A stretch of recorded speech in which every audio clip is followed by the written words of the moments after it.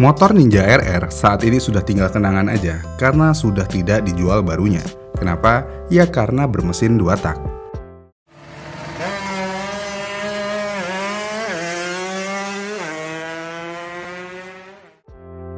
Walaupun memiliki suara merdu jika knalpotnya bagus ya, mesin 2 tak sayangnya sama sekali tidak ramah lingkungan. Kenapa? Ya tentu aja karena mengeluarkan asap dan bau yang cukup menyengat. Tapi kalau pakai oli samping bagus, ya baunya enak-enak aja sih. Kemudian selain Ninja R atau RR, ada motor si paling berisik dan si paling ugal, yaitu RX King. RX King di stop produksi oleh Yamaha pada tahun 2009. Kenapa? Ya karena kepentok emisi gas buang Euro 3. Kebayang nggak Euro 3 aja RX King nggak bisa lolos, yang berarti motor ini benar-benar menyebar polusi yang luar biasa. Gini nih cerita sedikit. Waktu saya nggak sengaja saya melihat kopdar RX King, kira-kira ada 1000 RX King lah di tempat tersebut, emang rame banget. Pas ketika mereka konvoi pulang, walaupun nggak serentak ya, daerah tersebut memiliki asap 2 tak atau polusi yang tidak hilang sampai lebih dari 6 jam lamanya. Yang berarti motor ini benar-benar kacau banget dan hanya berstandarisasi Euro 2. Bentar, apa sih itu Euro? Euro adalah singkatan dari European Emission Standard. Ya walaupun namanya Euro, tapi regulasi ini tidak hanya diadopsi di Eropa aja. Karena beberapa negara di dunia, tak terkecuali Indonesia, menggunakan standarisasi ini.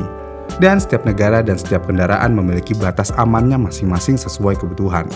Jadi dengan standarisasi Euro, ini mewajibkan tiap unit produksi kendaraan mengandung batasan kadar gas buang tertentu, seperti nitrogen oksida atau NOx, hidrokarbon atau HC, dan karbon monoksida atau CO.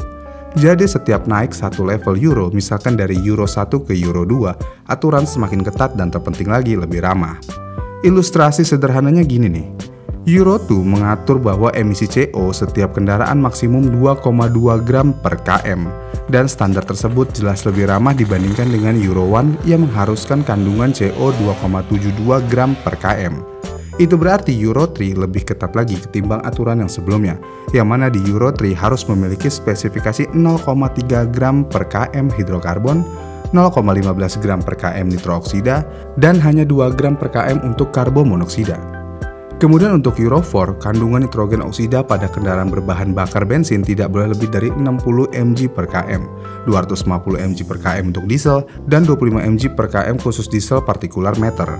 Dan untuk Euro 5 sendiri, kandungan nitrogen oksida pada kendaraan berbahan bakar bensin tidak boleh lebih dari 1 gram per km.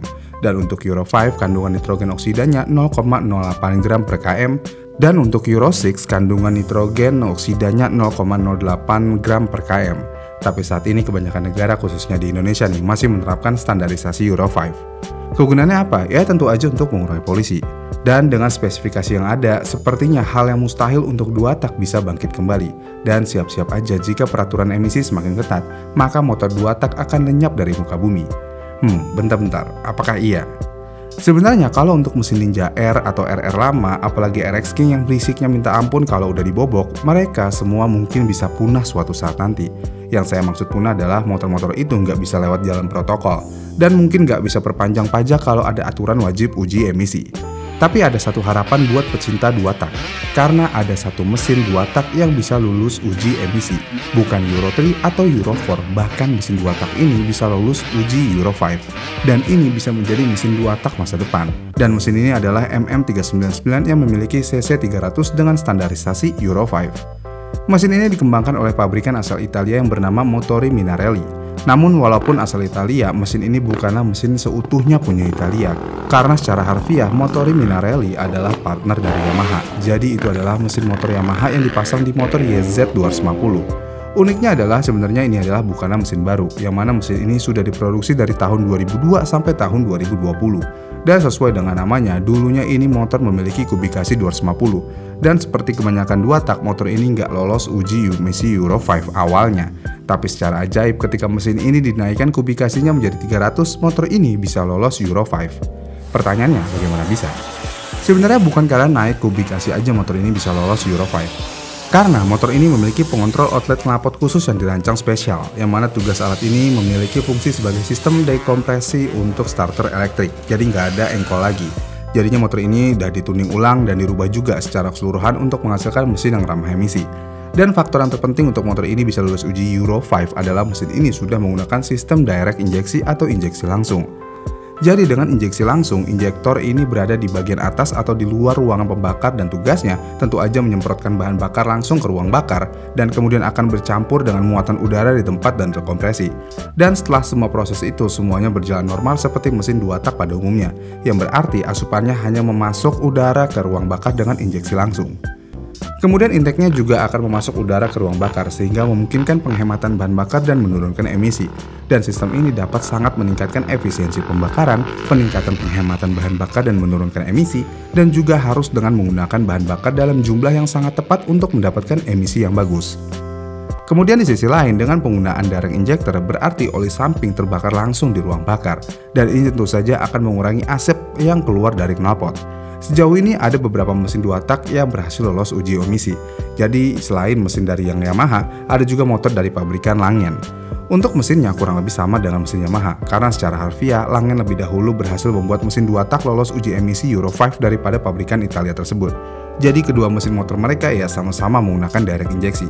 Dan selain menggunakan direct injeksi, di kedua mesin ini sama-sama juga menerapkan counter rotating crankshaft, yang berarti putaran mesin berlawanan arah jarum jam. Ini dilakukan untuk membuat handling menjadi ringan dan lincah.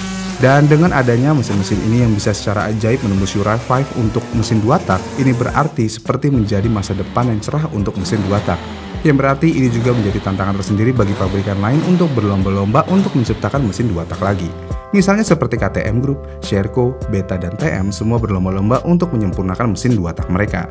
Ya memang sih untuk saat ini motor-motor 2 tak tersebut dibuat hanya khusus track dan off-road aja. Tapi ada kemungkinan besar motor ini bisa dijual secara massal untuk digunakan di jalan raya. Karena mengingat mesin 2 tak ini sudah lulus Euro 5. Maka itu adalah hal yang mungkin. Ditambah mau ada emisi Euro 6 sekalipun nanti, mesin 2 tak sepertinya tidak akan punah. Karena mengingat ada satu perusahaan yang berhasil mengembangkan mesin 2 tak lebih jauh. Dan mereka mengklaim kalau itu adalah mesin 1 tak. Tapi mau bagaimanapun itu 2 tak yang kinerjanya lebih halus aja. Dan bisa dipastikan juga mesin tersebut bisa lolos uji emisi juga. Jadi mungkinkah kita bisa melihat motor bermesin 2 tak yang dijual baru lagi dari dealer? Atau apakah mungkin akan ada Ninja RR Next Gen yang sudah ramah uji emisi? Ya kita tunggu aja. Bagaimana nih menurut kalian? Jika kalian punya pendapat lain, kalian bisa komen di kolom komentar di bawah ya. Dan jika kalian suka dengan video ini, kalian bisa like dan subscribe channel ini. Dan sampai jumpa di video selanjutnya.